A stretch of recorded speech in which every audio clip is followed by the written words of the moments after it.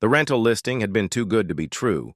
A three-bedroom house in Millbrook Heights for $800 a month, less than half what I'd been paying for my studio apartment downtown.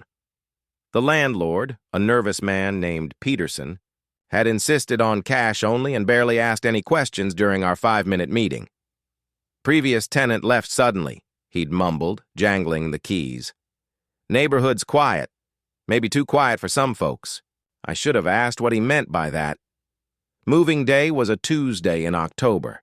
The autumn air carried the scent of dying leaves and something else, something stale and watchful that I couldn't quite place. The house at 1247 Elm Street sat between two others, a well-maintained colonial on the left where a young family lived, and on the right, an identical house with drawn curtains and an overgrown garden that looked like it hadn't been tended in years. As I hauled boxes from my truck, I noticed movement in the right-side house's upstairs window. Just a flutter of curtain, but it made me pause. A pale face seemed to peek out for a moment before disappearing. "That's Mrs. Langley," said a voice behind me. I turned to see my left-side neighbor, a woman in her 30s with kind eyes and a cautious expression. She introduced herself as Sarah Chen.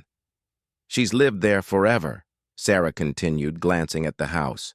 "Never comes out. Groceries get delivered, mail piles up sometimes. We've tried being neighborly, but—" She shrugged. "She doesn't seem to want company."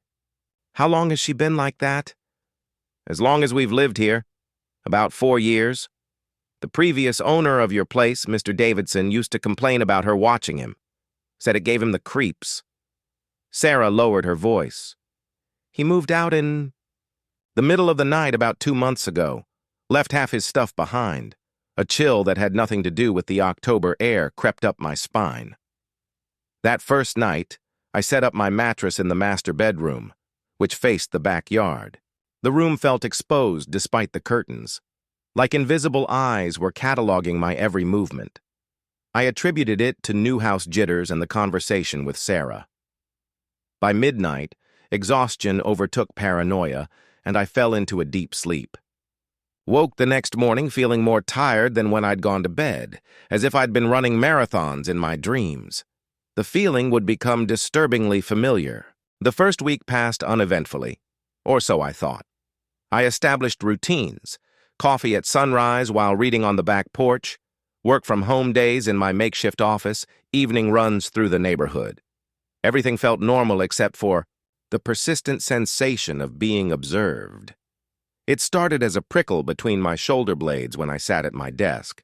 I'd turn around expecting to see someone at the window, but the backyard was always empty. The feeling intensified at night. I'd lie in bed certain that someone was standing outside in the darkness, watching my bedroom window. On Thursday of the second week, I heard it for the first time, a soft clicking sound around 2 a.m. Click, pause.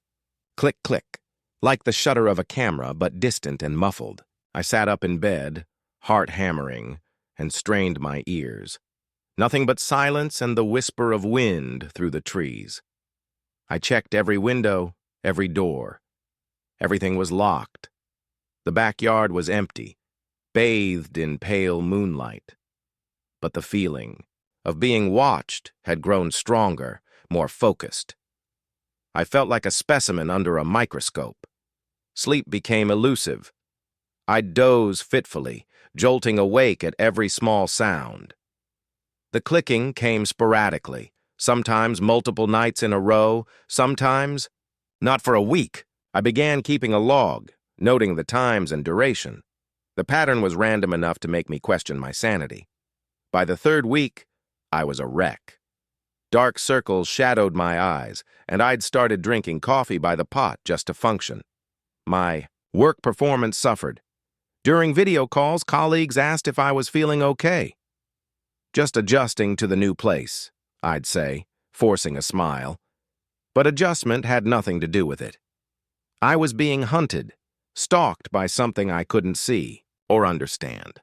The clicking sounds were accompanied now by other disturbances. The soft scrape of footsteps on gravel, the whisper of clothing brushing against siding, and sometimes, most disturbing of all, the sound of breathing that didn't match my own. Rhythm.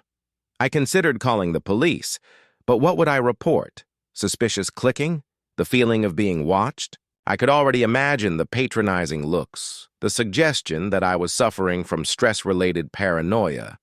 Instead, I decided to set up my own surveillance.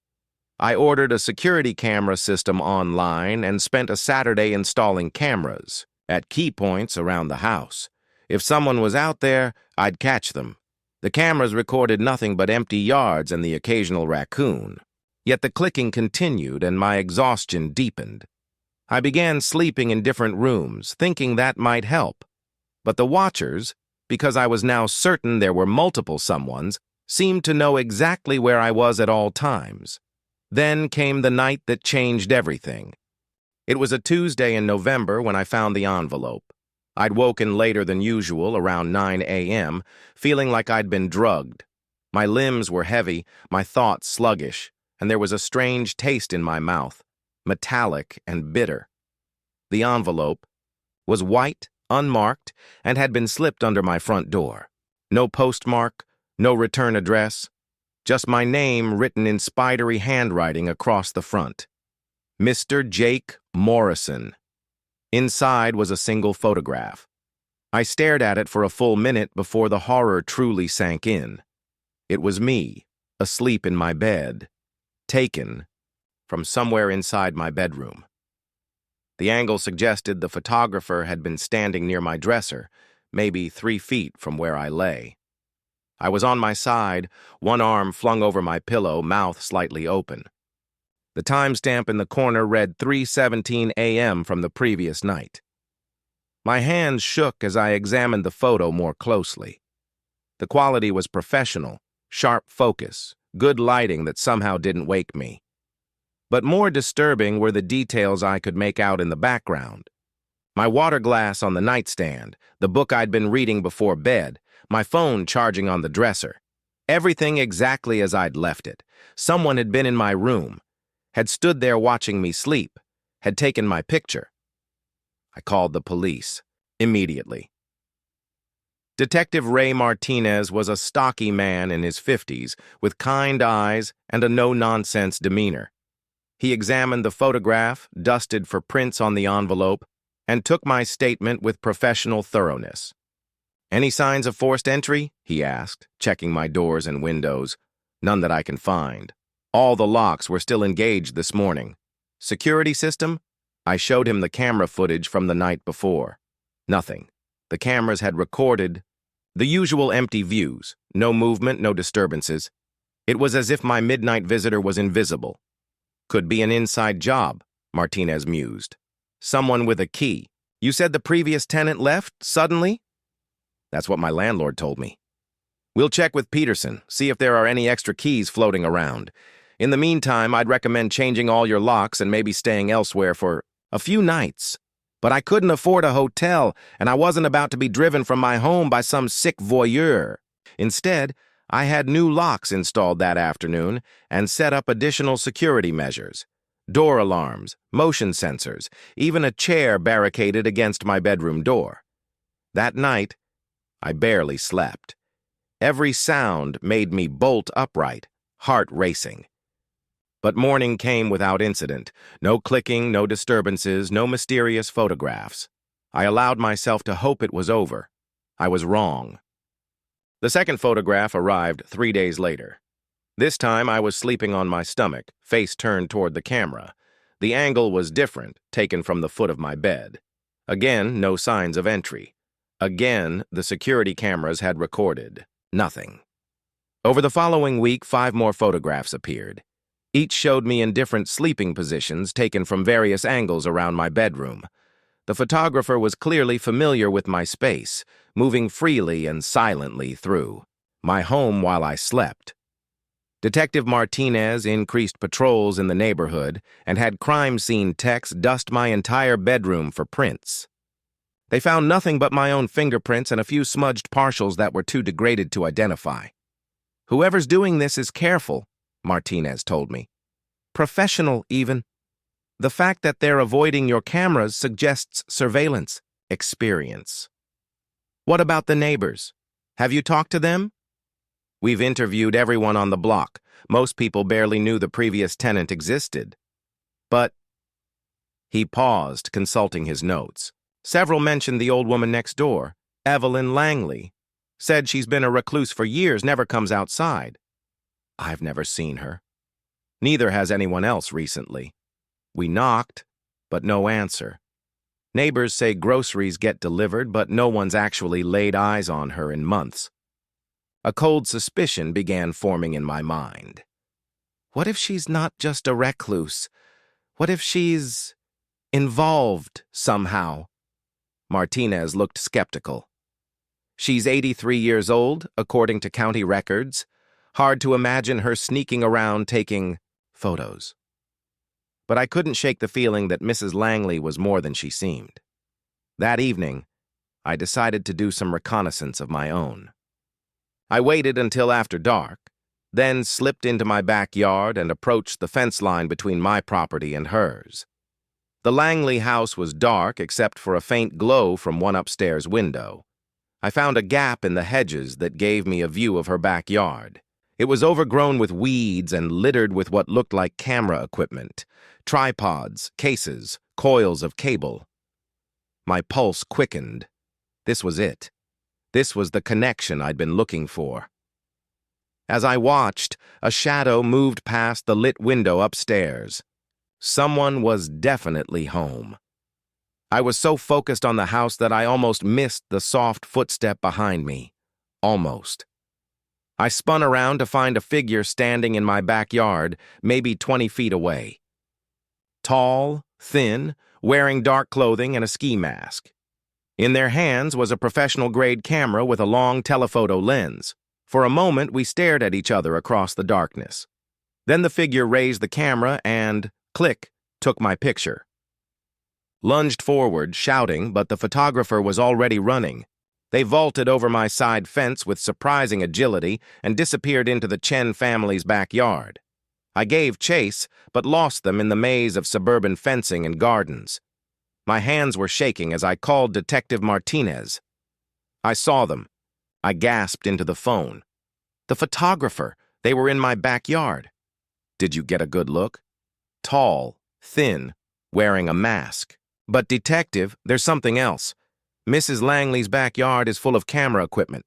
Martinez was quiet for a moment. We'll be right there. The police arrived within minutes, but by then my photographer had vanished completely. A search of the neighborhood turned up nothing. However, Martinez seemed more interested in my observations about the Langley property. Camera equipment, you said?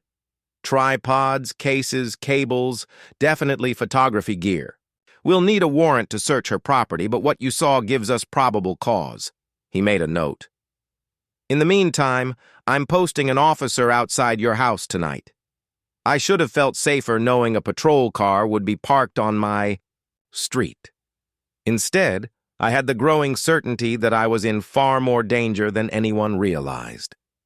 The warrant came through the next afternoon. I watched from my front porch as Detective Martinez and 3 other officers approached the Langley house. Their knocks echoed through the quiet neighborhood, but no one answered. Mrs. Langley, this is the police, Martinez called out. We have a search warrant. Still nothing. They found a spare key under a flower pot, the same hiding place used by half the suburban families in America. The front door swung open with a prolonged creak that seemed to echo my growing dread. What they found inside would haunt my nightmares for years to come.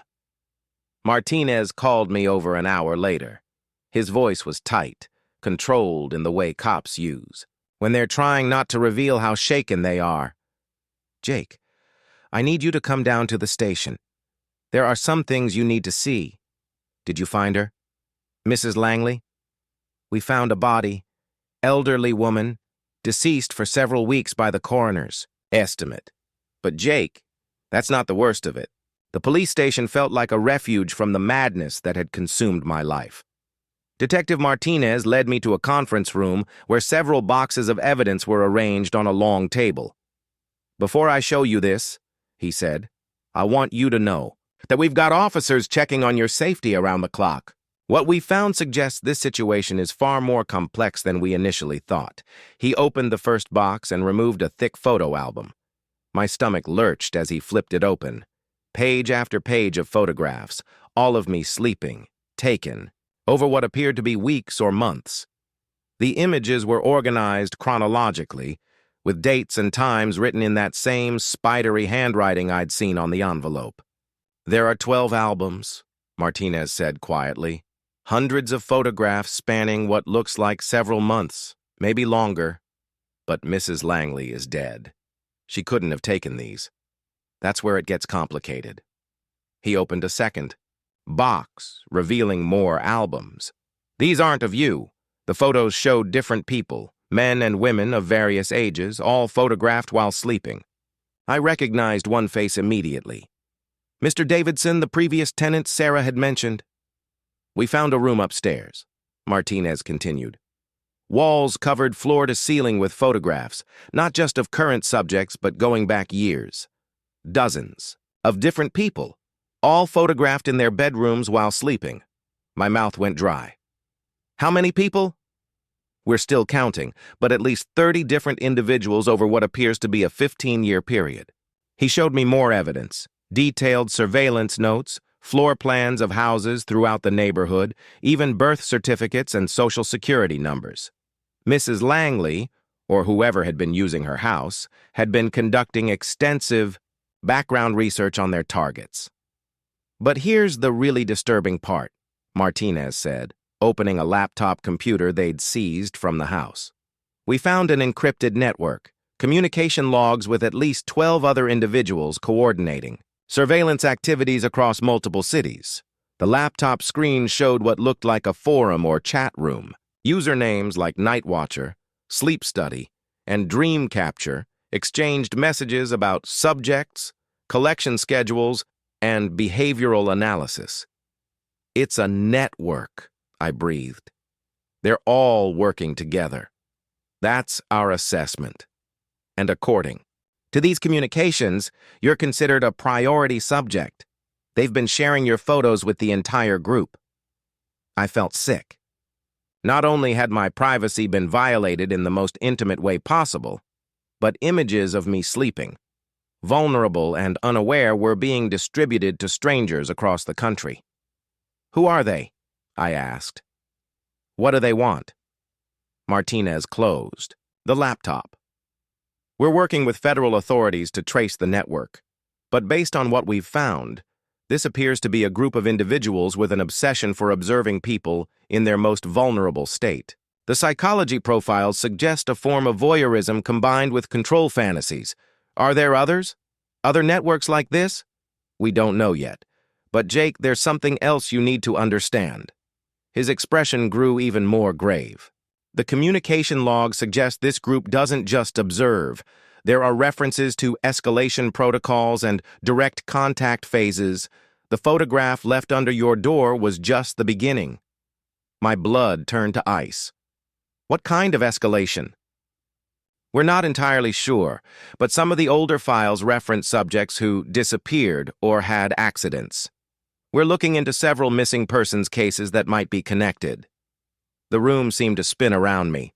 I gripped the edge of the table, trying to process the magnitude of what I was hearing. This wasn't just about some sick voyeur taking pictures. I was dealing with an organized network of predators who had been watching me, studying me, preparing for something far worse than mere observation. "What happens now?" I managed to ask. "We're setting up a safe house for you while we investigate. The FBI is taking over the case, and they'll want to debrief you extensively." Martinez paused. "Jake, I have to ask, do you have any idea why they might have selected you specifically?" I shook my head. But even as I did, a memory surfaced. Something Mr. Peterson had said when I rented the house. Previous tenant left suddenly. Neighborhood's quiet. Maybe too quiet for some folks. What if Mr. Davidson hadn't just left? What if he'd been taken? And what if I was next? The safe house was a nondescript apartment across town, guarded by federal agents who spoke in clipped, professional tones and revealed nothing about their investigation. Agent Sarah Kim, a sharp-eyed woman in her 40s, briefed me on the precautions they were taking. "We've identified at least 15 members of this network," she explained. "They call themselves the Collectors. What started as a forum for sharing voyeuristic photographs has evolved into something much more dangerous. ID showed me printouts of forum discussions that made my skin crawl. The members discussed their subjects like specimens in a lab, analyzing sleep patterns, behavioral quirks, and what they called vulnerability windows. They're particularly interested in isolated individuals," Agent Kim continued. "People who live alone, work from home, have minimal social connections. You fit their profile perfectly." "What about the escalation protocols Martinez mentioned?" Her expression darkened. "We've linked the Collectors to at least 7 disappearances over the past 5 years. The victims were all subjects of long-term surveillance, just like you. The pattern suggests they eventually abduct certain targets for extended observation." Extended observation. The clinical term couldn't mask the horror of what she was describing. "Where do they take them?" "We're still investigating. The network is sophisticated. They use encrypted communications, anonymous file transfers, and appear to have safe houses in multiple states. But we did find something interesting in Mrs. Langley's house. She showed me photographs of a basement room I hadn't known existed. It was set up like a medical facility, with restraints, monitoring equipment, and what looked like a surgical table. "We think this was meant for you," Agent Kim said quietly. "The final phase of their collection process." I spent the next 3 days in the safe house giving detailed statements and helping federal agents map out the surveillance I'd experienced. They showed me more evidence from the network, detailed psychological profiles of all their targets, including invasive personal information obtained through hacking and social engineering. My profile was extensive. They knew my work schedule, my financial situation, my family history, even my medical records. They'd been preparing to take me for months, possibly from the moment I'd moved into the house. "How did they get so much information?" I asked. "Multiple sources," Agent Kim explained. "Hacking, identity theft, corrupt employees at various institutions, but also physical surveillance going back longer than you realize." She showed me photographs that predated my move to Elm Street. Images of me at my old apartment, at coffee shops, even at my workplace. The network had been watching me for over a year. "Why me?" I asked, though I dreaded the answer. "Based on their communications, you were selected because of what they call optimal sleep presentation. You're a deep sleeper who doesn't move much during REM cycles, making you ideal for extended photography sessions. But more than that," she paused, looking uncomfortable. "They were interested in your psychological profile. Isolated, introverted, with limited social connections, someone who wouldn't be missed quickly. The clinical assessment of my life was almost as disturbing as the surveillance itself. I was apparently the perfect victim, invisible enough to disappear without immediate notice, but interesting enough to hold their attention. On the 4th day, Agent Kim brought news that changed everything. "We've made arrests," she announced. 12 members of the network, including someone who was actively surveilling the safe house. My blood ran cold. "They found me here?" "One of their members works for a private investigation company with federal contracts. He accessed the safe house database and passed your location to the network. We caught him trying to plant surveillance equipment in the building across the street. The predators had tentacles everywhere, reaching into law enforcement, private, industry, and who knows what other institutions. No place was truly safe." "But there's good news," Agent Kim continued. "The arrests led us to one of their primary facilities, a warehouse outside the city where they've been holding current subjects." My heart stopped. "Holding subjects?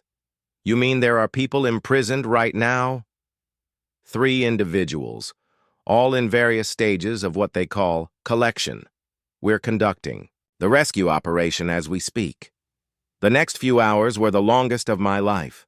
I paced the safe house while agents monitoring police radios kept me updated on the warehouse raid. The details that emerged were nightmare fuel. 3 people, 2 men and 1 woman, held in separate cells, kept sedated and photographed continuously. They'd been there for months, but perhaps most disturbing was the discovery of what the network called graduation protocols. The subjects weren't meant to be held indefinitely. After extensive documentation and analysis, they were to be eliminated and their bodies disposed of in ways that would suggest natural deaths or accidents.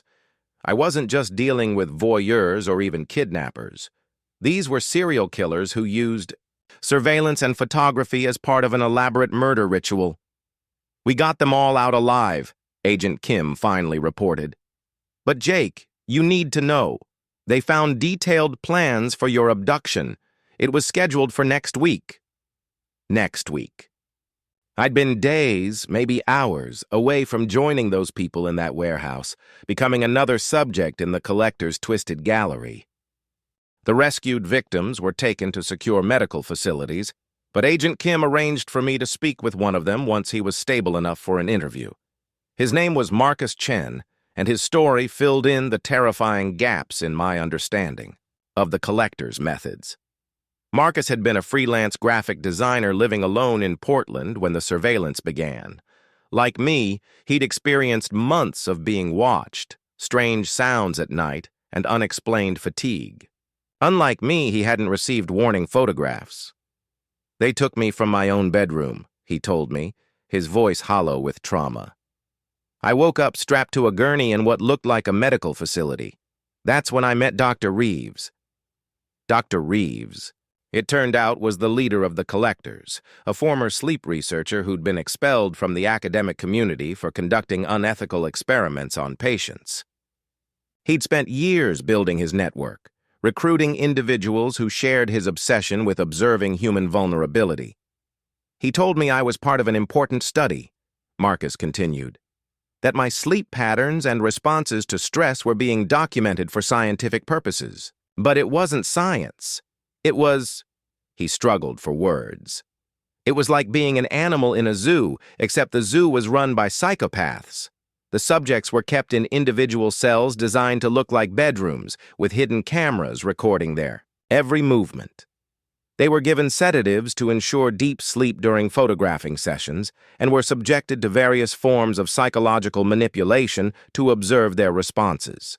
"He showed me the photographs," Marcus said, shuddering. "Thousands of them, from dozens of different people over the years. He had them organized like a library, cataloged by subject, date, and what he called emotional state.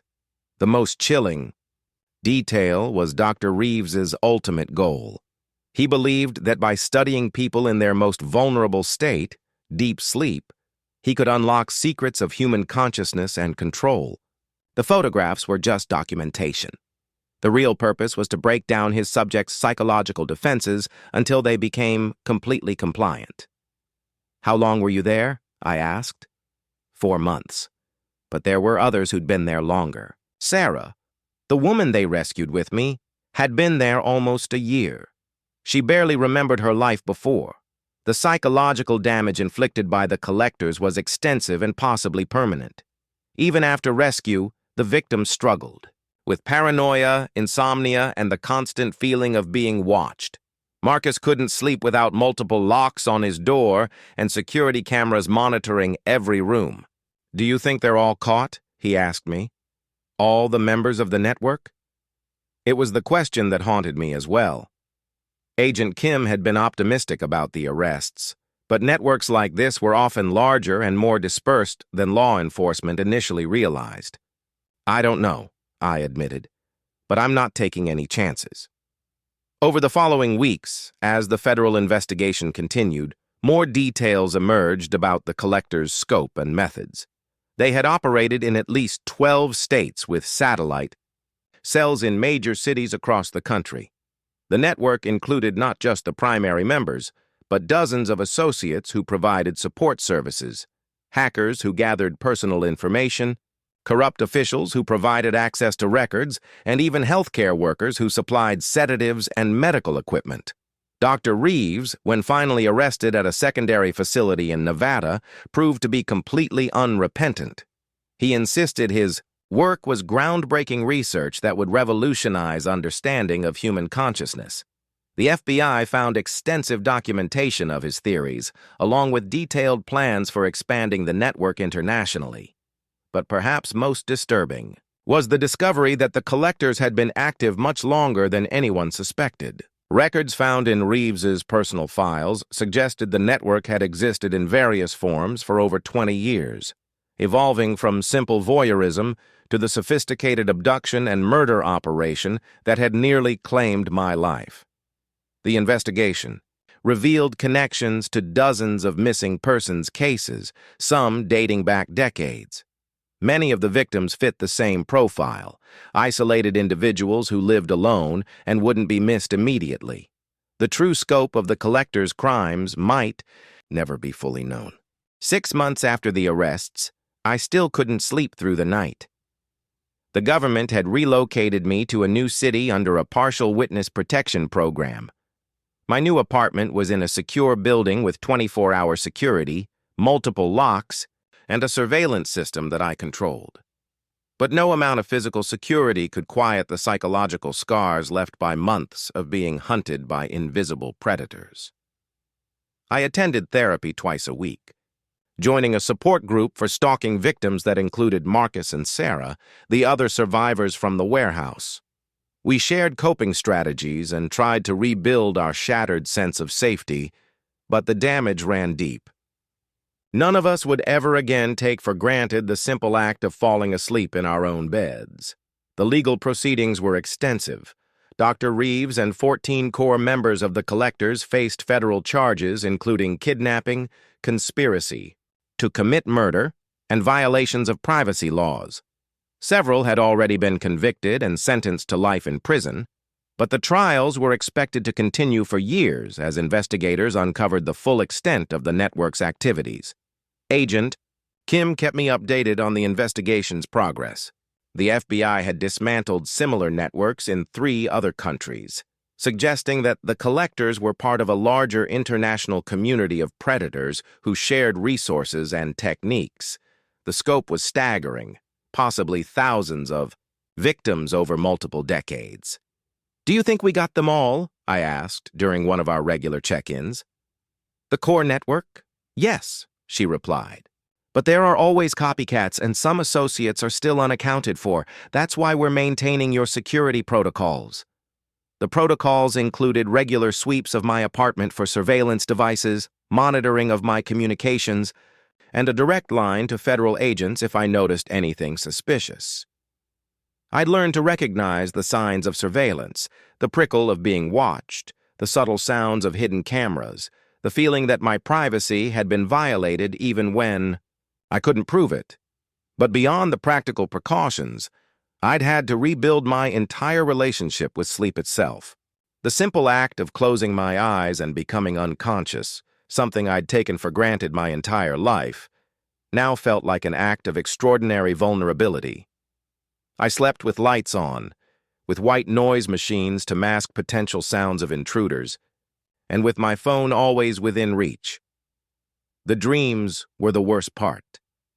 Night after night, I relived the experience of discovering those photographs, of realizing that strangers had been watching me in my most private moments. Sometimes I dreamed that I was back in the house on Elm Street, hearing the soft clicking of cameras in the darkness.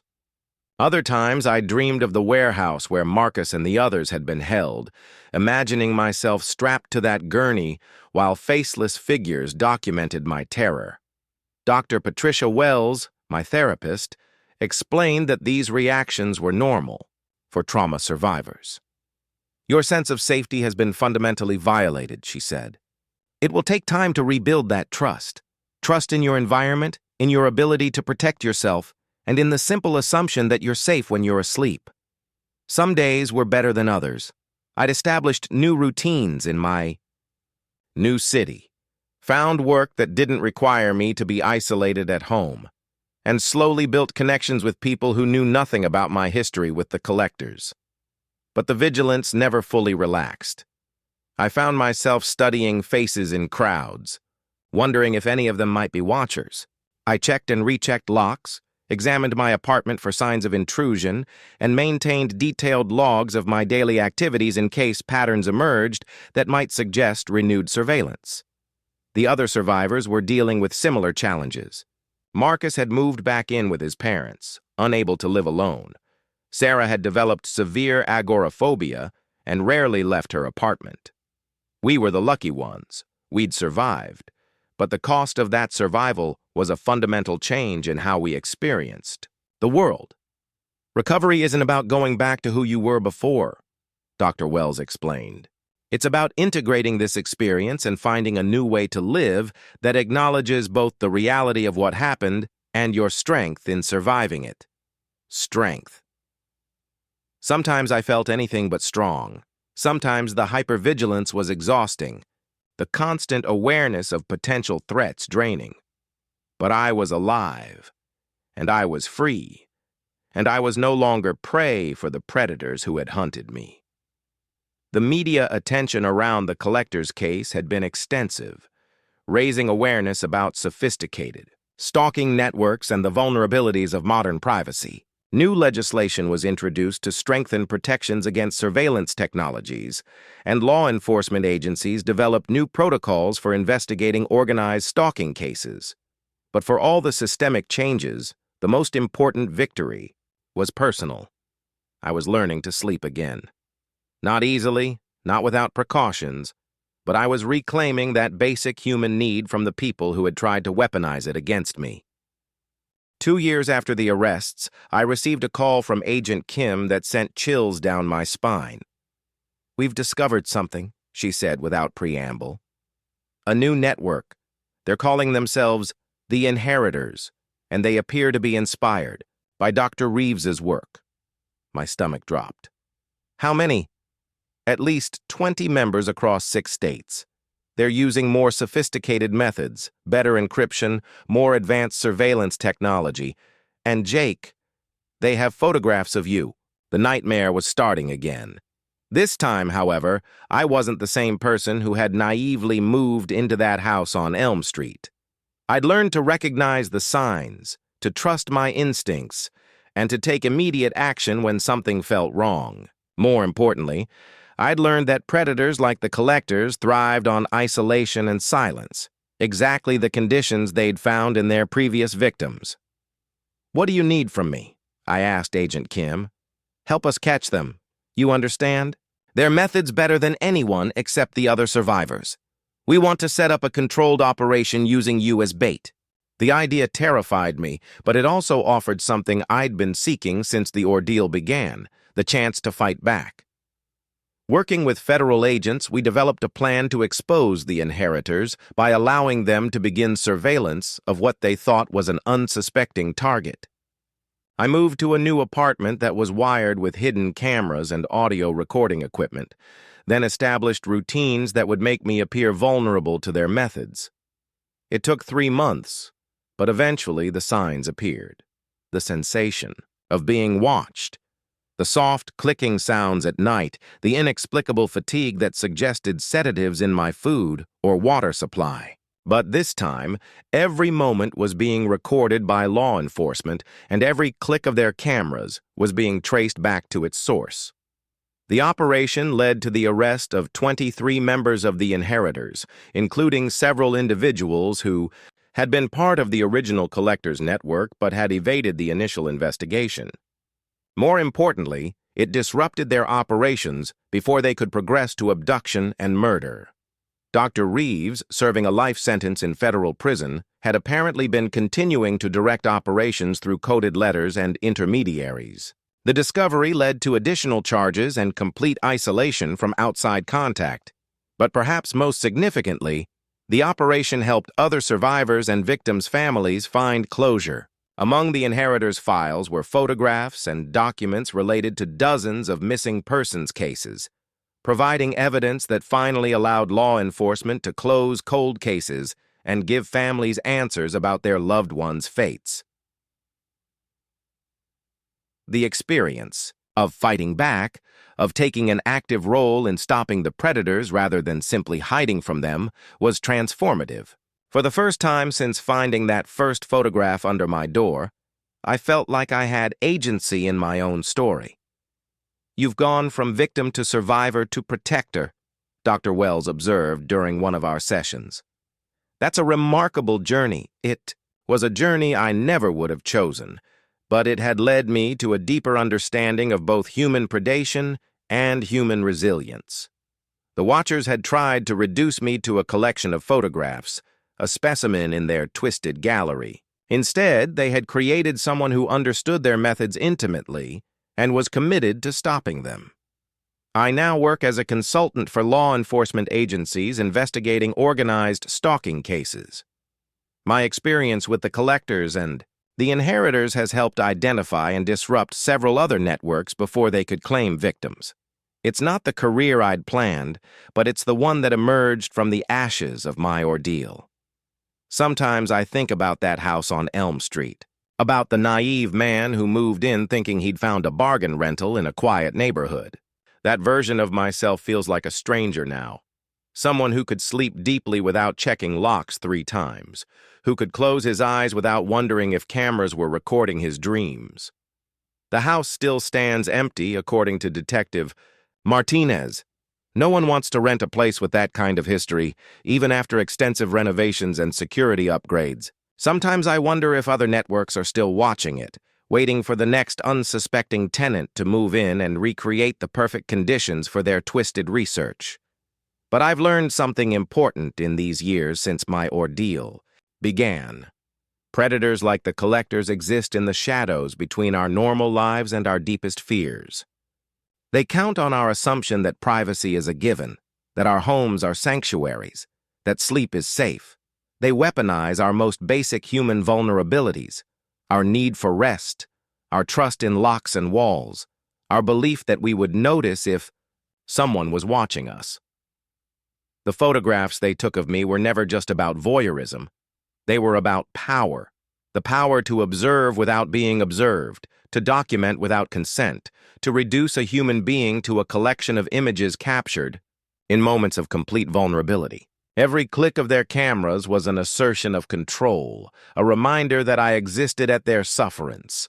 What they didn't count on was that their victims might survive, might heal, might fight back. The support group I attend now includes dozens of survivors from various stalking networks that have been discovered and dismantled over the past few years. Each person's story is different, but the patterns are disturbingly similar.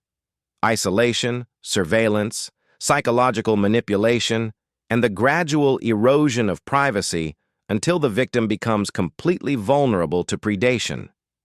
Marcus Chen has become something of an advocate for stalking victims, working with legislators to strengthen privacy protections and improve law enforcement training. Sarah Thompson, the woman rescued from the warehouse, has written a book about her experience that has helped other survivors feel less alone in their trauma. We've all found ways to transform our victimization into something that helps others. But the networks keep evolving. New groups emerge with different names and methods, learning from the mistakes of their predecessors. The inheritors were more sophisticated than the collectors. The next group will likely be more sophisticated still, using artificial intelligence to analyze their surveillance data, employing deeper social engineering to gather information about targets, and developing more subtle methods of intrusion that are harder to detect. Technology that was meant to protect us, security cameras, smart home devices, social media platforms, has become another vector for violation. The modern predator doesn't need to physically break into your home to watch you sleep. They can hack your baby monitor, access your smart TV's camera, or use your own security system against you. This is why my work with law enforcement has become so crucial. Every network we disrupt, every predator we arrest, every victim we rescue is a victory against the forces that would reduce human beings to objects of observation and control. But it's also a constant reminder that the threat is ongoing, evolving, and will likely never be completely eliminated. The clicking sounds don't wake me up anymore, not because they've stopped, though the specific watchers who haunted my nights have been caught, but because I've learned to sleep through them when they occur during the controlled operations I now participate in. My hypervigilance has been transformed into professional awareness, my trauma into expertise. Sometimes people ask me if I regret moving into that house on Elm Street, if I wish I'd never been targeted by the collectors. It's a complicated question. The experience destroyed my old life and left me with scars that will never fully heal. But it also gave me purpose, connected me with other survivors who have become lifelong friends, and taught me things about human resilience that I never would have learned otherwise. I've helped catch predators who might have claimed dozens of other victims. I've assisted in developing new protocols that have made countless people safer in their own homes. I've been part of something larger than my individual trauma, a community of survivors who refuse to remain silent about what was done to us. The photographs that the collectors took of me were meant to be the documentation of my defeat, evidence of their power over me. Instead, they became the evidence that convicted them and gave other victims the justice they deserved. What was intended to be my humiliation became the foundation of their downfall. Dr. Reeves is serving multiple life sentences in a maximum security facility. He will never again have the opportunity to watch someone sleep, to document their vulnerability, or to exercise power over another human being's privacy. The network he built has been dismantled, its members imprisoned or under constant surveillance. But his legacy lives on in the survivors who learned to fight back, in the law enforcement officers who now understand these crimes better, and in the legislation that has been enacted to protect future victims. His attempt to create a catalog of human vulnerability instead created a community of people committed to preventing others from experiencing what we endured. The house at 1247 Elm Street remains empty, its windows dark, its rooms silent. But it no longer holds power over me. It's just a building now, a place where something terrible almost happened, but didn't, where a network of predators thought they had found their perfect victim, but instead found someone who would help bring about their destruction. I sleep. Better now than I have in years. Not because the world is safer, it isn't, but because I understand the threats and know how to respond to them. I have allies who watch for the watchers, Fry,